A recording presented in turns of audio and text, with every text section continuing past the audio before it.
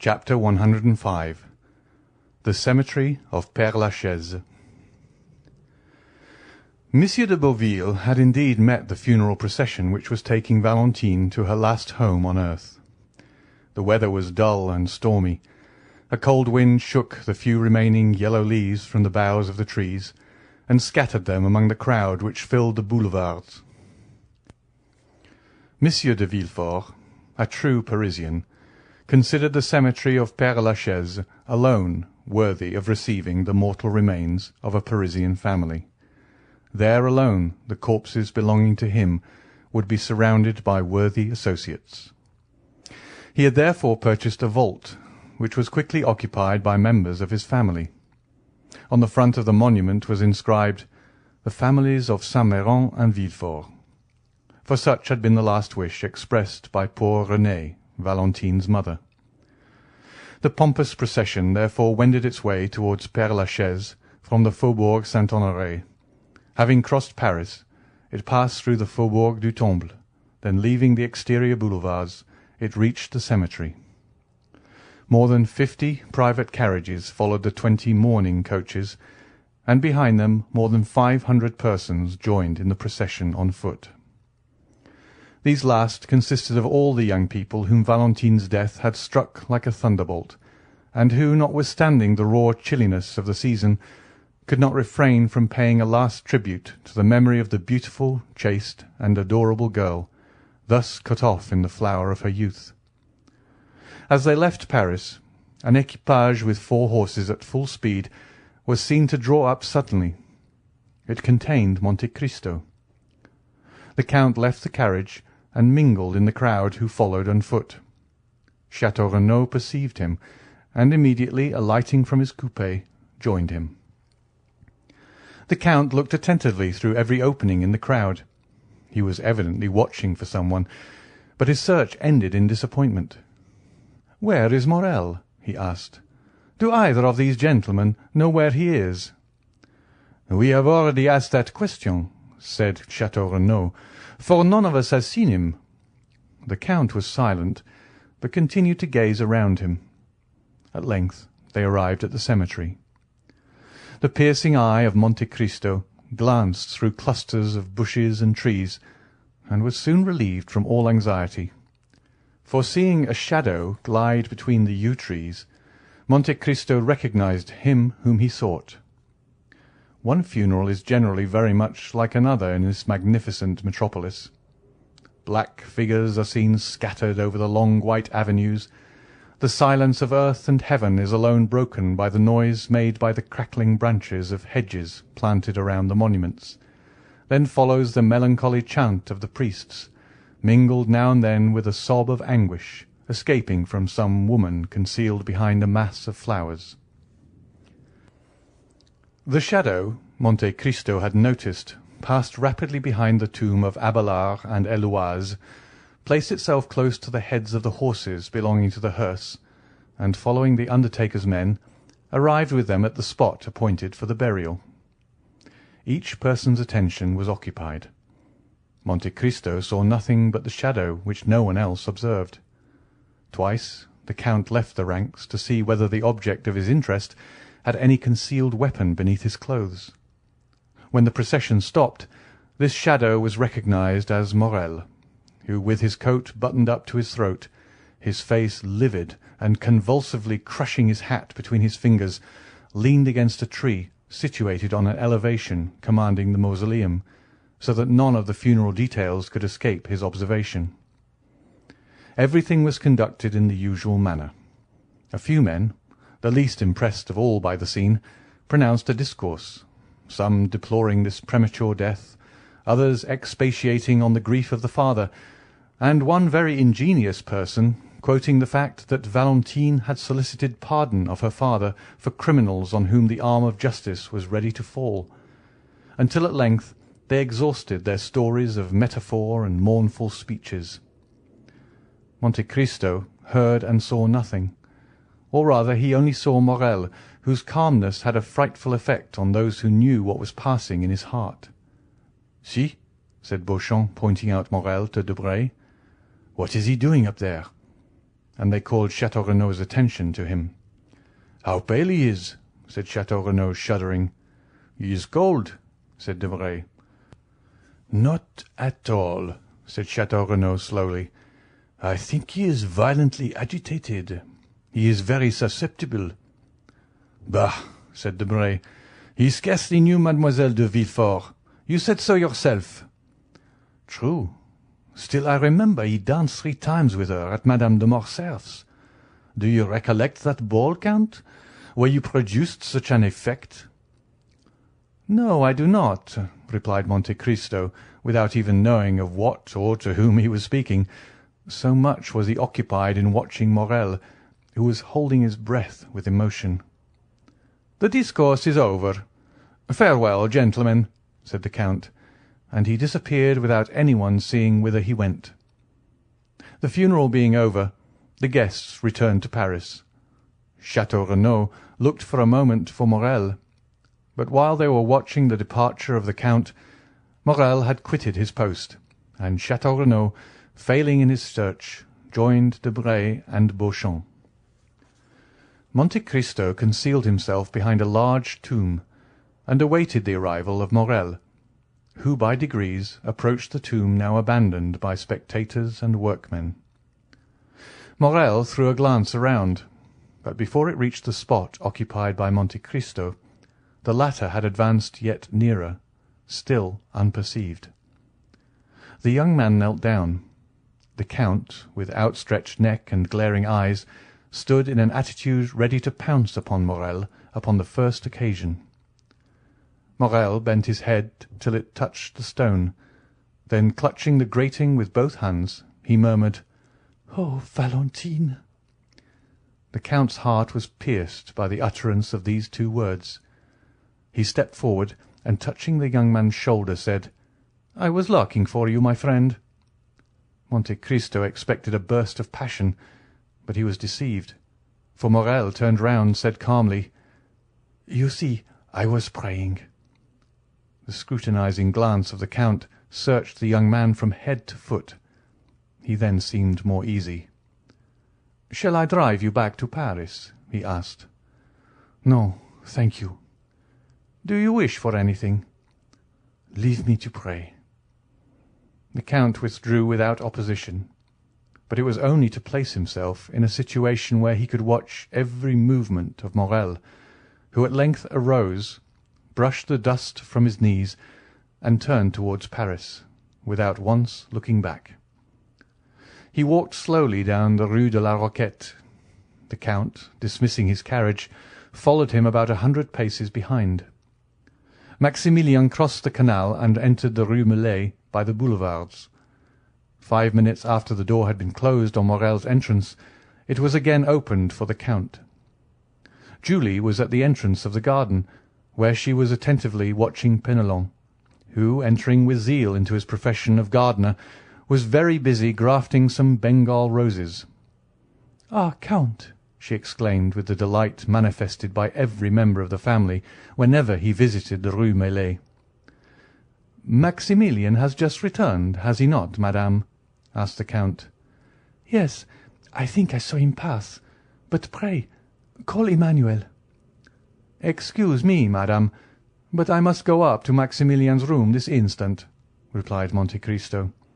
"I have something of the greatest importance to tell him." "Go then," she said with a charming smile, which accompanied him until he had disappeared. Monte Cristo soon ran up the staircase conducting from the ground floor to Maximilien's room. When he reached the landing, he listened attentively, but all was still. Like many old houses occupied by a single family, the room door was panelled with glass, but it was locked.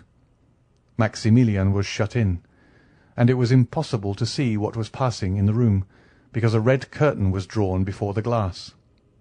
The Count's anxiety was manifested by a bright colour which seldom appeared on the face of that imperturbable man. "What shall I do?" he uttered, and reflected for a moment. "Shall I ring? No. The sound of a bell announcing a visitor will but accelerate the resolution of one in Maximilien's situation, and then the bell would be followed by a louder noise. Monte Cristo trembled from head to foot, and as if his determination had been taken with the rapidity of lightning, he struck one of the panes of glass with his elbow. The glass was shivered to atoms. Then, withdrawing the curtain, he saw Morel, who had been writing at his desk, bound from his seat at the noise of the broken window. "I beg 1,000 pardons," said the Count. "There is nothing the matter, but I slipped down and broke one of your panes of glass with my elbow. Since it is opened, I will take advantage of it to enter your room. Do not disturb yourself. Do not disturb yourself." And passing his hand through the broken glass, the Count opened the door. Morel, evidently discomposed, came to meet Monte Cristo, less with the intention of receiving him than to exclude his entry. "Ma foi," said Monte Cristo, rubbing his elbow, "it's all your servant's fault. Your stairs are so polished, it is like walking on glass." "Are you hurt, sir?" coldly asked Morel. "I believe not. But what are you about there? You were writing." "I? Your fingers are stained with ink." "Ah, true, I was writing. I do sometimes, soldier though I am." Monte Cristo advanced into the room. Maximilian was obliged to let him pass, but he followed him. "You were writing?" said Monte Cristo with a searching look. "I have already had the honour of telling you I was," said Morel. The Count looked around him. "Your pistols are beside your desk," said Monte Cristo, pointing with his finger to the pistols on the table. "I am on the point of starting on a journey," replied Morel disdainfully. "My friend," exclaimed Monte Cristo in a tone of exquisite sweetness. "Sir?" "My friend, my dear Maximilian, do not make a hasty resolution, I entreat you." "I make a hasty resolution?" said Morel, shrugging his shoulders. "Is there anything extraordinary in a journey?" "Maximilian," said the Count, "let us both lay aside the mask we have assumed. You no more deceive me with that false calmness than I impose upon you with my frivolous solicitude. You can understand, can you not, that to have acted as I've done, to have broken that glass, to have intruded on the solitude of a friend, you can understand that, to have done all this, I must have been actuated by real uneasiness, or rather by a terrible conviction. Morel, you are going to destroy yourself." "Indeed, Count," said Morel, shuddering, "what has put this into your head?" "I tell you that you are about to destroy yourself," continued the Count, "and here is proof of what I say." And approaching the desk, he removed the sheet of paper which Morel had placed over the letter he had begun, and took the latter in his hands. Morel rushed forward to tear it from him, but Monte Cristo, perceiving his intention, seized his wrist with his iron grasp. "You wish to destroy yourself," said the Count. "You have written it." "Well," said Morel, changing his expression of calmness for one of violence. "Well, and if I do intend to turn this pistol against myself, who shall prevent me? Who will dare prevent me? All my hopes are blighted. My heart is broken, my life a burden. Everything around me is sad and mournful. Earth has become distasteful to me, and human voices distract me. It is a mercy to let me die, for if I live I shall lose my reason and become mad. When, sir, I tell you all this with tears of heartfelt anguish, can you reply that I am wrong? Can you prevent my putting an end to my miserable existence? Tell me, sir, could you have the courage to do so?" "Yes, Morel," said Monte Cristo with a calmness which contrasted strangely with the young man's excitement. "Yes, I would do so." "You!" exclaimed Morel with increasing anger and reproach.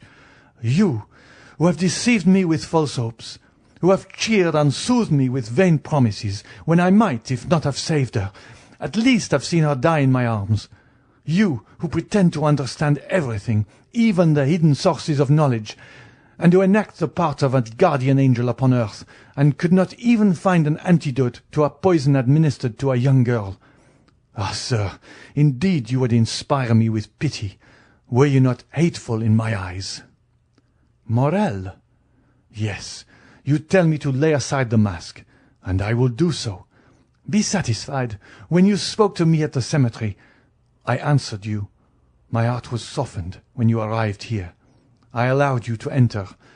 But since you abuse my confidence, since you have devised a new torture after I thought I had exhausted them all, then, Count of Monte Cristo, my pretended benefactor, then, Count of Monte Cristo, the universal guardian, be satisfied. You shall witness the death of your friend.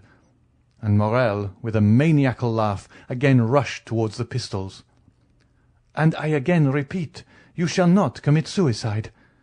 Prevent me, then, replied Morel, with another struggle, which, like the first, failed in releasing him from the Count's iron grasp. I will prevent you. And who are you, then, that arrogate to yourself this tyrannical right over free and rational beings? Who am I? Repeated Monte Cristo. Listen, I am the only man in the world having the right to say to you, Morel, your father's son shall not die today. And Monte Cristo, with an expression of majesty and sublimity, advanced with arms folded toward the young man, who, involuntarily overcome by the commanding manner of this man, recoiled a step. "Why do you mention my father?" stammered he. "Why do you mingle a recollection of him with the affairs of today?" "Because I am he who saved your father's life when he wished to destroy himself, as you do today. Because I am the man who sent the purse to your young sister, and the Pharaon to old Morel. Because I am the Edmond Dantès who nursed you, a child, on my knees." Morel made another step back, staggering, breathless, crushed. Then all his strength gave way, and he fell prostrate at the feet of Monte Cristo. Then his admirable nature underwent a complete and sudden revulsion. He arose, rushed out of the room and to the stairs, exclaiming energetically, "Julie! Julie! Emmanuel! Emmanuel!" Monte Cristo endeavoured also to leave, but Maximilien would have died rather than relax his hold of the handle of the door, which he closed upon the Count. Julie, Emmanuel, and some of the servants ran up in alarm on hearing the cries of Maximilien. Morel seized their hands, and opening the door, exclaimed in a voice choked with sobs, On your knees! On your knees! He is our benefactor, the saviour of our father! He is—" He would have added, "Edmond Dantès," but the Count seized his arm and prevented him. Julie threw herself into the arms of the Count. Emmanuel embraced him as a guardian angel. Morel again fell on his knees and struck the ground with his forehead. Then the iron-hearted man felt his heart swell in his breast. A flame seemed to rush from his throat to his eyes. He bent his head and wept. For a while nothing was heard in the room but a succession of sobs, while the incense from their grateful hearts mounted to heaven. Julie had scarcely recovered from her deep emotion when she rushed out of the room, descended to the next floor, ran into the drawing-room with childlike joy, and raised the crystal globe which covered the purse given by the unknown of the Allées de Meilhan. Meanwhile, Emmanuel, in a broken voice, said to the Count, "Oh, Count, how could you, hearing us so often speak of our unknown benefactor, seeing us pay such homage of gratitude and adoration to his memory, how could you continue so long without discovering yourself to us? Oh, it was cruel to us, and, dare I say it, to you also." "Listen, my friends," said the Count. "I may call you so, since we have really been friends for the last 11 years. The discovery of this secret has been occasioned by a great event, which you must never know. I wished to bury it during my whole life in my own bosom, but your brother Maximilian wrested it from me by a violence he repents of now, I am sure." Then turning around, and seeing that Morel, still on his knees, had thrown himself into an armchair, he added in a low voice, pressing Emmanuel's hand significantly, "Watch over him." "Why so?" asked the young man, surprised. "I cannot explain myself, but watch over him." Emmanuel looked around the room and caught sight of the pistols. His eyes rested on the weapons, and he pointed to them. Monte Cristo bent his head. Emmanuel went towards the pistols. "Leave them," said Monte Cristo. Then walking towards Morel, he took his hand. The tumultuous agitation of the young man was succeeded by a profound stupor. Julie returned, holding the silken purse in her hands, while tears of joy rolled down her cheeks like dewdrops on the rose. "Here is the relic," she said. "Do not think it would be less dear to us, now we are acquainted with our benefactor." "My child," said Monte Cristo, colouring, "allow me to take back that purse. Since you now know my face, I wish to be remembered alone through the affection I hope you will grant me." "Oh," said Julie, pressing the purse to her heart, "no, no, I beseech you, do not take it. For some unhappy day you will leave us, will you not?" "You have guessed rightly, madame," replied Monte Cristo, smiling. "In a week I shall have left this country, where so many persons who merit the vengeance of heaven lived happily, while my father perished of hunger and grief." While announcing his departure, the Count fixed his eyes on Morel, and remarked that the words, "I shall have left this country," had failed to rouse him from his lethargy. He then saw that he must make another struggle against the grief of his friend, and taking the hands of Emmanuel and Julie, which he pressed within his own, he said with the mild authority of a father, "My kind friends, leave me alone with Maximilian." Julie saw the means offered of carrying off her precious relic, which Monte Cristo had forgotten. She drew her husband to the door. "Let us leave them," she said. The Count was alone with Morel, who remained motionless as a statue.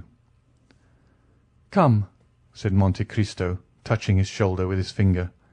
"Are you a man again, Maximilian?" "Yes, for I begin to suffer again." The Count frowned, apparently in gloomy hesitation. "Maximilian, Maximilian," he said, "the ideas you yield to are unworthy of a Christian." "Oh, do not fear, my friend," said Morel, raising his head and smiling with a sweet expression on the Count. "I shall no longer attempt my life." "Then we are to have no more pistols, no more despair." "No, I have found a better remedy for my grief than either a bullet or a knife." "Poor fellow! What is it?" "My grief will kill me of itself." "My friend," said Monte Cristo with an expression of melancholy equal to his own, "listen to me. One day, in a moment of despair like yours, since it led to a similar resolution, I also wished to kill myself. One day your father, equally desperate, wished to kill himself too.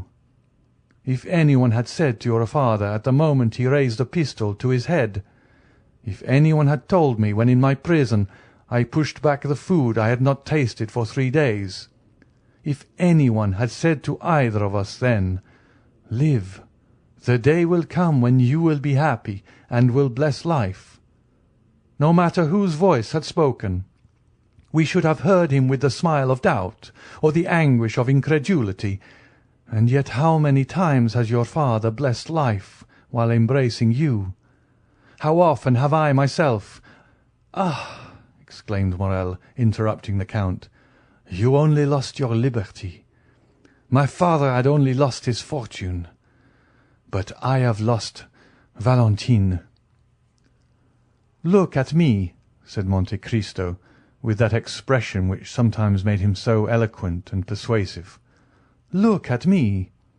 There are no tears in my eyes, nor is there fever in my veins.